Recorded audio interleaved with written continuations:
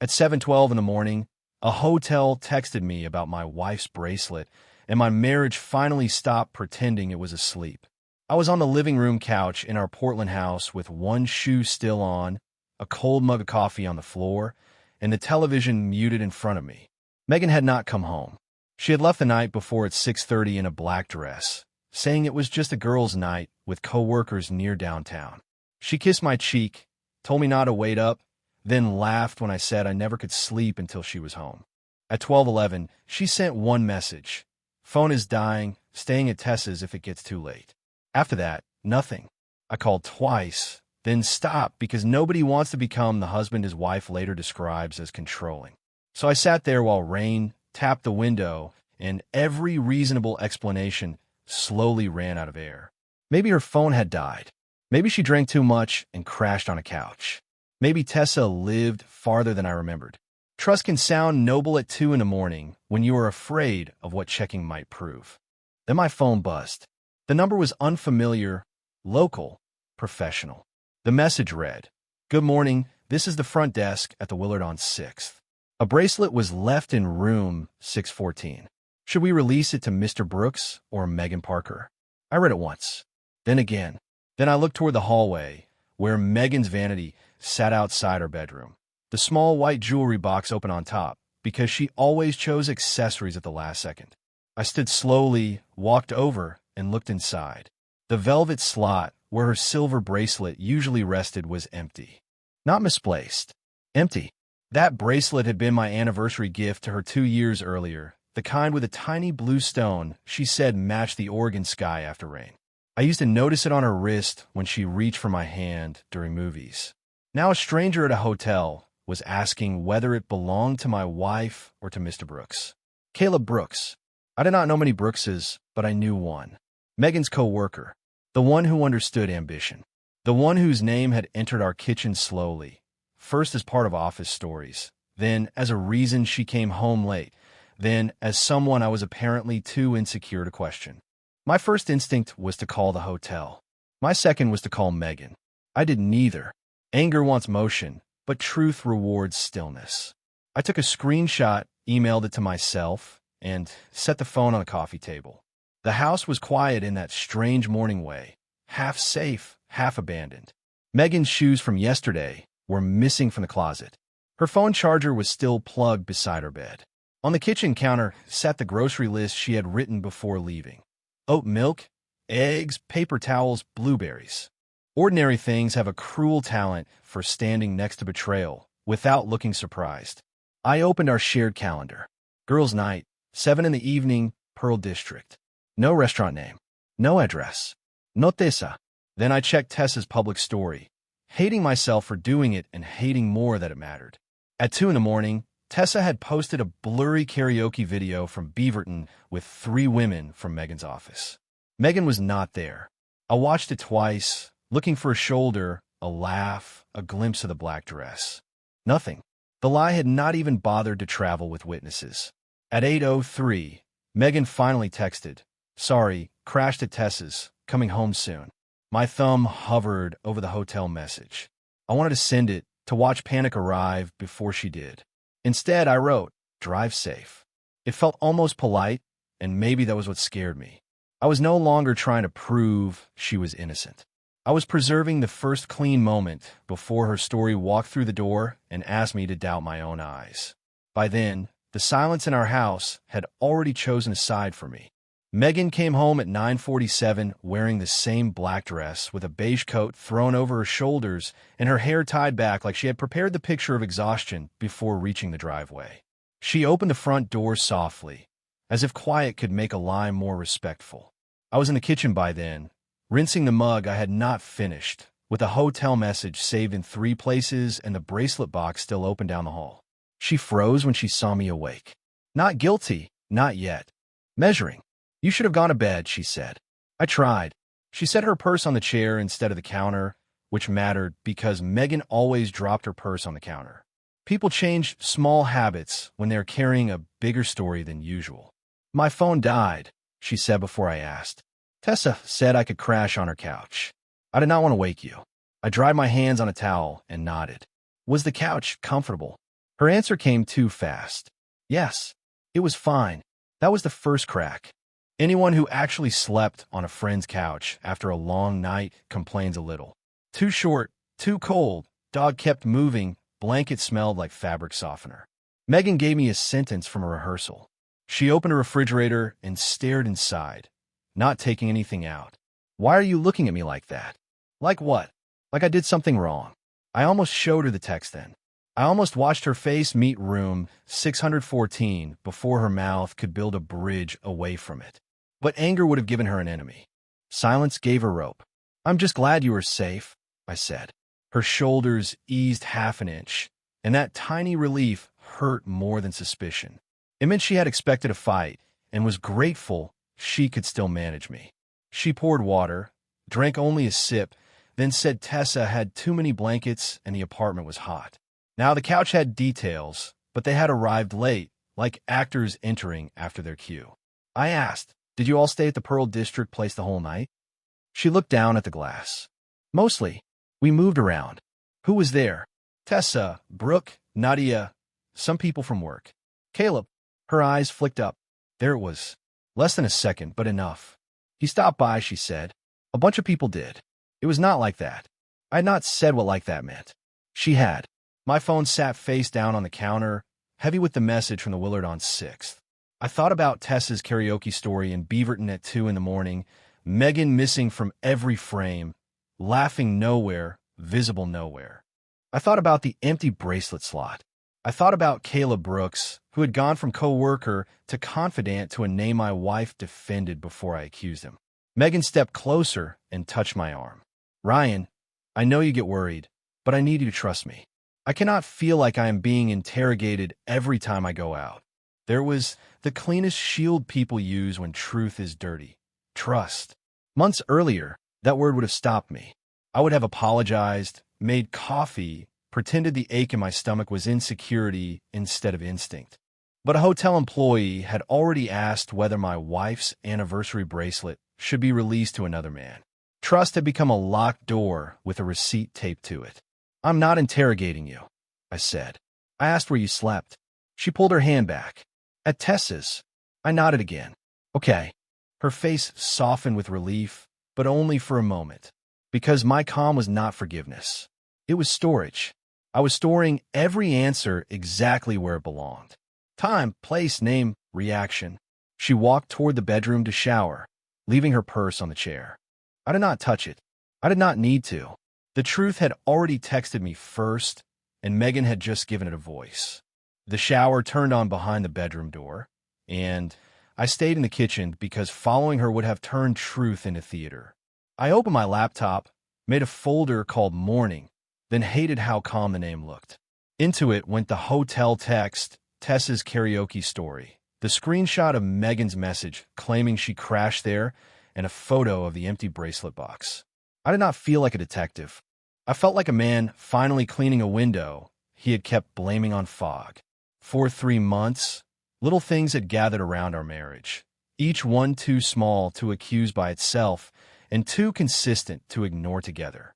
Megan started working late every Thursday, then 2 Thursdays became 3.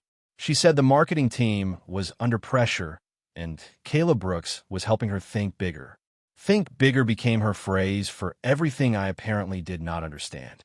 When I asked about dinner meetings that ended after 11, she said Portland traffic was unpredictable and ambition did not keep banker hours.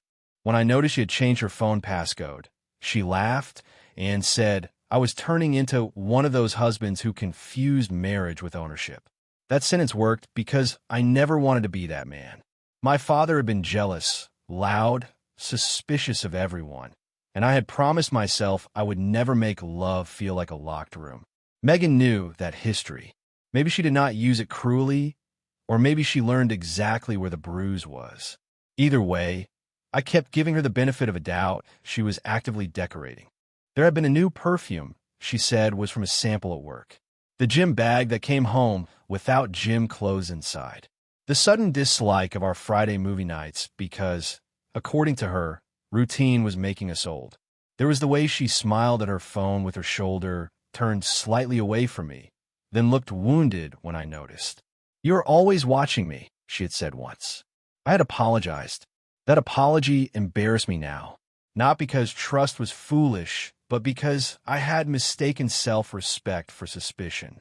In the bedroom, water kept running. Drawers opened, closed, open again. Megan was doing what people do after a lie survives first contact, looking for anything that might contradict it later. I walked to the hallway and glanced at the vanity.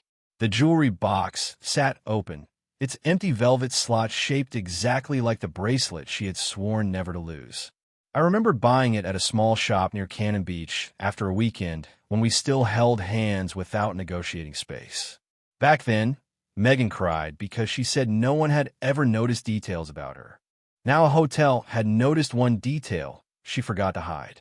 My laptop chimed from the kitchen. The unknown number had texted again. "We can hold the bracelet until noon." Room was registered under Kayla Brooks. "Please bring identification for pickup." I saved it, then sat down because my legs suddenly understood before my mind admitted anything. There was no more guessing, only sequence. Megan leaves at 6:30. Dead phone at 12:11. Tessa visible somewhere else at 2. Bracelet in room 614 at 7:12. Megan home at 9:47 with a couch story too smooth to have slept on. I opened our joint account next because I was done investigating feelings and ready to read facts. At 11:48 p.m., a charge from a lounge 2 blocks from the Willard. At 12:26 a.m., a parking garage transaction near 6th Avenue. Not proof of everything. Proof enough that the lie had geography. When the shower finally stopped, I closed the laptop and set my face into something neutral. Megan came out in a robe, hair damp, phone clutched in one hand. "Are we okay?" she asked. I looked at the woman who had taught me to fear my own questions and said, "I am thinking." She smiled like that was safer than knowing. It was not. Thinking was the first thing I had done all night that belonged entirely to me. And it was finally quiet. That afternoon, Megan tried to turn breakfast into normal life. She made toast, overcooked eggs, and asked whether I wanted to watch a movie later, as if the empty bracelet slot had not become a witness in our hallway. I said I had errands. Her shoulders tightened. What kind of errands? The kind I should have run months ago, I thought, but I only said banking. She nodded too carefully and disappeared into the bedroom with her phone. I waited until the door closed before opening the joint account again. Facts waited there without emotion, patient as stone and quiet cold. The lounge charge near the Willard was not on Megan's personal card. It was on the household card we used for groceries, insurance, and utility auto pay. She had bought dinner for 2 from the same account I checked every Sunday, while she called money talks exhausting. There was a parking garage fee at $12.26, then a rideshare charge at $2.43 going nowhere near Tessa's apartment. I printed the statement to PDF, saved it, and named it with the date instead of an insult. Evidence should not sound like revenge when it may need to speak later in plain English soon. At 2:15, the hotel texted a third time. The message was polite, impossible, and worse than anger. The item will be logged under lost and found after noon. If neither guest authorizes release, we can hold it for 30 days. Neither guest. 2 words can destroy a whole night when they're typed by someone with no idea they're touching a marriage. I pictured the front desk clerk sending messages between checkouts, unaware that she had given my life a timestamp. I did not reply because I needed advice before action and calm before every question came next. I called Nora Bennett, a family lawyer whose number a coworker had given me after his own divorce. Her assistant scheduled a consultation for the next morning, but Nora called back within 20 minutes after hearing the words hotel message and joint account. She did not tell me to confront Megan. She did not tell me to forgive her either. She said, do not threaten, do not post, do not empty accounts, do not touch her phone. Save records you can legally access, write a timeline, and keep communication calm. Let the facts do the walking first, not you yet. After the call, I opened a blank document and began with the simplest sentence I could write. Megan did not come home. Then I built the hours beneath it. 6:30 p.m., black dress, coworkers. 12:11 a.m., phone dying, Tessa's. 2 a.m., Tessa's story in Beaverton, Megan absent. 7:12 a.m., Willard message, Bracelet, room 614, Mr. Brooks. 9:47 a.m., Megan returned, couch story. 11:48 p.m., transaction near hotel. 12:26 a.m., parking garage. When truth becomes a timeline, excuses start looking homeless. I saved it twice, printed one copy, and placed it under the grocery list she had written yesterday morning quietly. Megan came into the kitchen at 4 wearing jeans and one of my old Oregon State sweatshirts, a comfort costume that once would have softened me. She asked what I wanted for dinner. I said I was not hungry. She leaned against the counter, phone in her back pocket, eyes searching my face for the old Ryan who would apologize for making the air uncomfortable. "Do you believe me?" she asked. I looked at the bracelet box down the hall, then back at her. "I believe you came home with a story," I said. That answer frightened her more deeply. She tried anger then, because anger is easier than precision. What is that supposed to mean? I asked whether Tessa would confirm the couch if I thanked her. Megan's mouth opened, closed, then found injury. "You are checking up on me now?" "No," I said. "I am checking the parts of my life your story used without permission." Her face changed. Not because she was sorry. Because she realized the couch, the phone dying, and Tessa were no longer enough furniture to hide the room. She whispered, "Ryan, please." I did not ask please what. The answer had arrived already. Caleb entered the room before he ever walked through our door, and he did it through Megan's phone. She had sat on the kitchen island while pretending to look for takeout menus, and the screen lit up beside a bowl of apples. The message preview was short enough to read without touching anything. Did he ask about last night? For a second, the house became perfectly still. Megan saw my eyes move to the screen, snatched the phone face down, and said, "Work crisis." I nodded slowly. She hated that nod by then because it did not rescue her. It stored her words like files. "What kind of crisis?" asked whether your husband asked about last night. I said. Her face tightened. "You are twisting a notification. I am reading English." She turned away, then turned back with the injured look she wore when she wanted my guilt to arrive before my question. "Caleb knows you get weird about him." "Does Caleb know I was told you slept at Tessa's?" She said nothing. That was the first honest answer she had given me all day. The phone buzzed again, this time a call from an unknown number. Megan reached for it, but I said, "Let it ring." She froze. The voicemail arrived 30 seconds later. I did not play it in front of her. I walked to the porch, closed the door behind me, and listened while rain softened the street. A man's voice said, "Ryan, this is Caleb Brooks. I think we should talk like adults. Megan has been unhappy for a long time, and this does not have to become ugly." There it was, the calm arrogance of a man who had borrowed my marriage and wanted payment terms. I saved the voicemail, sent it to my email, and walked back inside. Megan stood by the sink, pale and angry. "You called him?" she asked. "No, he called me." Apparently adulthood has a callback number. Do not make jokes. I am not joking. "Did you tell him we were separated?" Her lips parted. The answer was already standing there, waiting for clothes. "Emotionally," she whispered.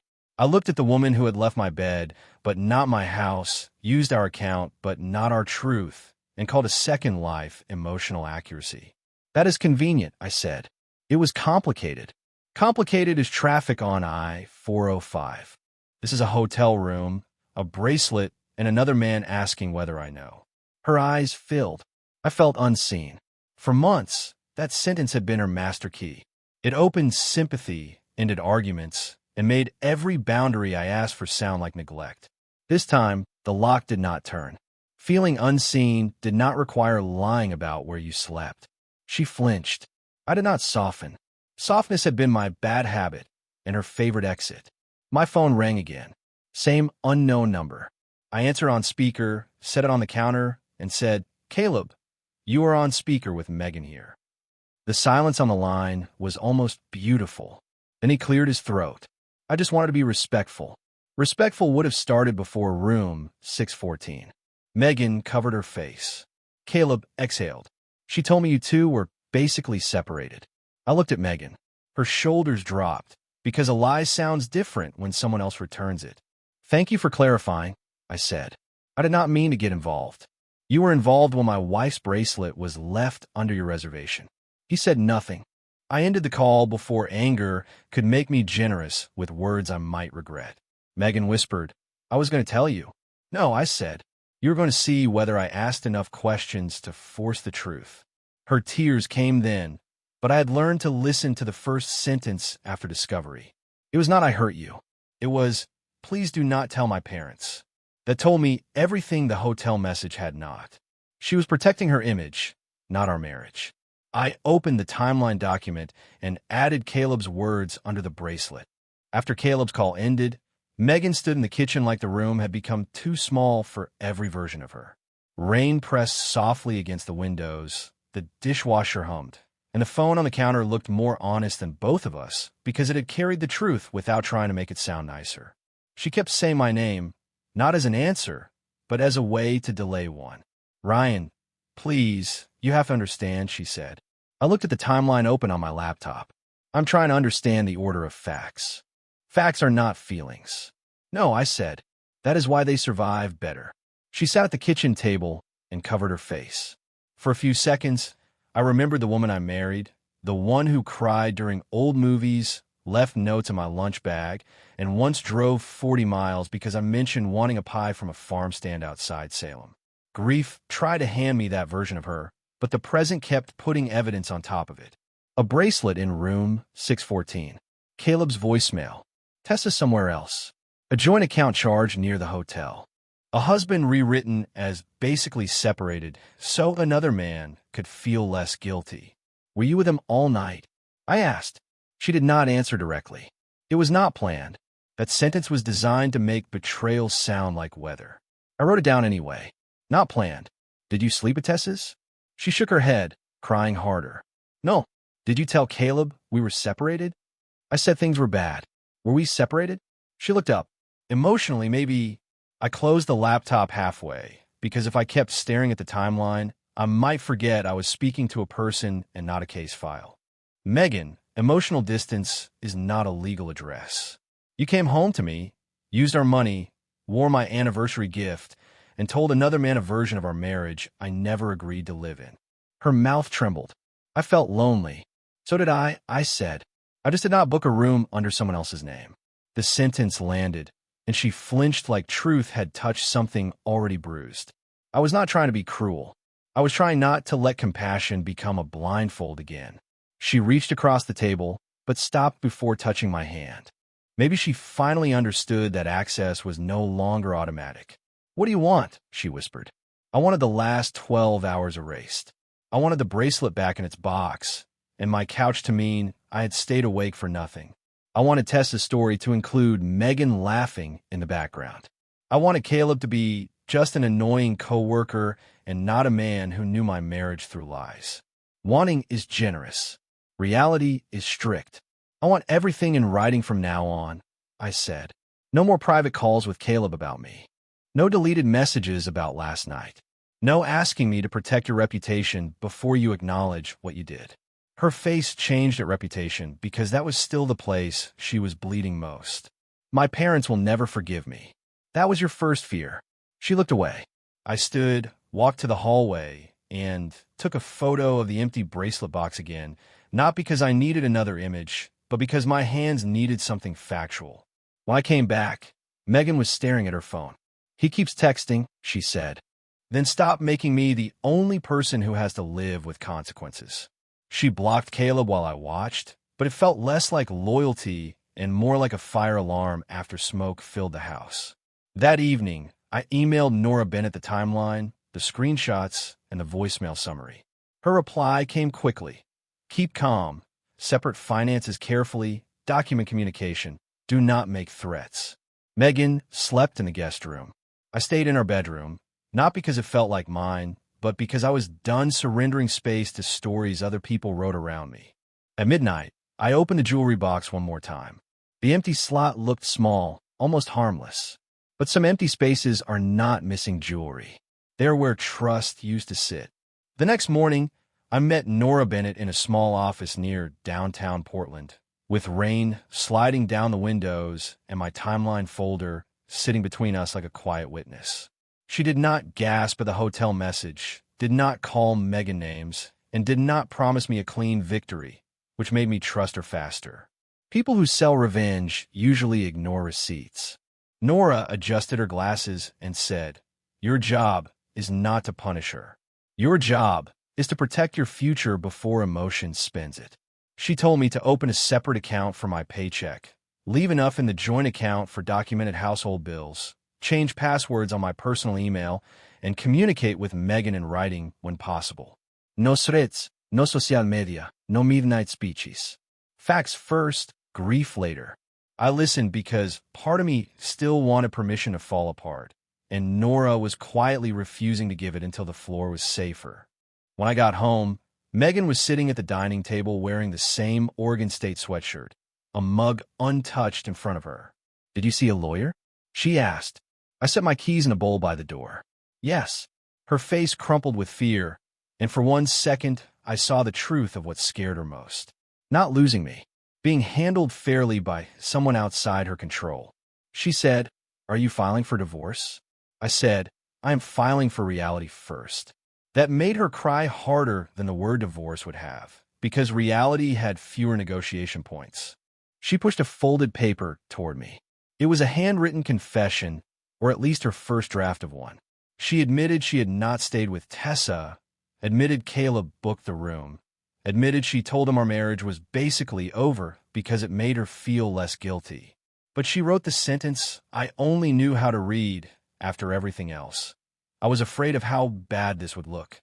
I looked at those words until the ink became colder than the rain outside. "You were afraid of being seen," I said. "Not of what you did to us." Megan covered her mouth. "I was afraid of both." "No," I said softly. "One came first." She did not argue, which told me the order was correct. At Nora's advice, I asked Megan to send her written statement to my email. Then I replied with one calm message confirming the main points. She had not slept at Tessa's. Caleb Brooks had reserved room 614, and she had represented our marriage to him as basically separated. I was not trying to humiliate her. I was building a wall high enough that denial could not climb back over it. That afternoon, I went to the bank. I opened an individual checking account, redirected my direct deposit, and left the joint account funded for the mortgage, utilities, and groceries while Nora reviewed what separation would require in Oregon. It was not dramatic. No slammed doors, no frozen cards, no revenge purchases.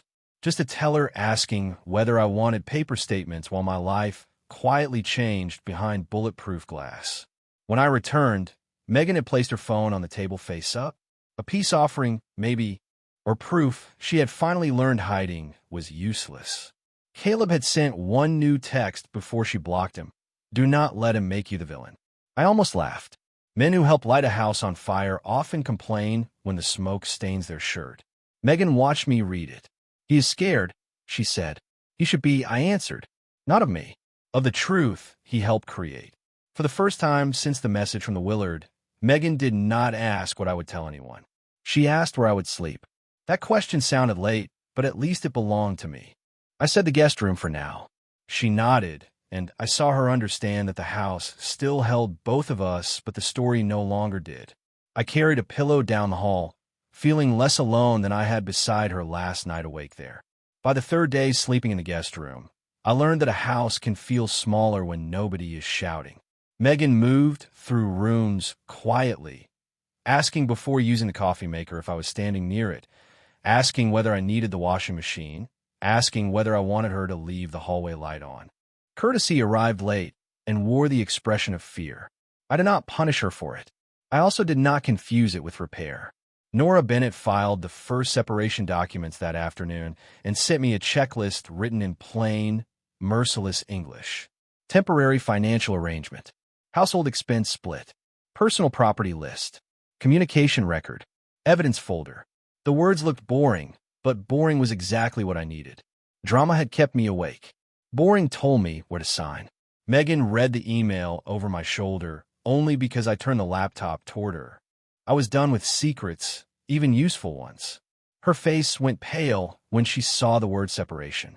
"You are really doing this," she said. "I'm really protecting myself." She sat across from me at the dining table, the same place where we once planned vacations to the coast and argued about paint colors. Can we try counseling first? She asked. Counseling is for two people telling the truth in the same room, I said. Right now, we're still cleaning up the room you lied about. She looked down. That was the new pattern. When truth entered, her eyes left. I did not enjoy it, but I trusted it more than the old performance. That evening, Tessa called me.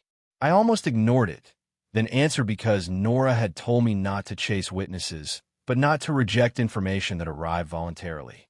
Tessa sounded nervous. Ryan, I just wanted to say I did not know Megan used my name. I said, thank you for telling me. She apologized twice, though she had not caused the damage. She said Megan had left the group around 10 with Caleb after claiming she was tired and getting a ride home. Tessa thought nothing of it until Megan texted the next morning asking her to say she had crashed on the couch if anyone asked. I did not ask Tessa to send proof. She offered anyway. 10 minutes later, her screenshot arrived. Another brick in the wall. Megan was in the kitchen when I received it. I held up my phone, not dramatically, just enough. Tessa sent the message you asked her to lie with. Megan closed her eyes. I panicked. You planned after you panicked. That distinction mattered. Panic explains a stumble. Planning builds a staircase. She sat on the floor by the cabinets, crying softly, and for the first time I felt more tired than angry. Caleb had been blocked, the bracelet was still at the Willard, and the joint account had been stabilized. The emergency was over. The grief was only beginning. I want to pick up the bracelet, Megan whispered. Why? Because it is mine.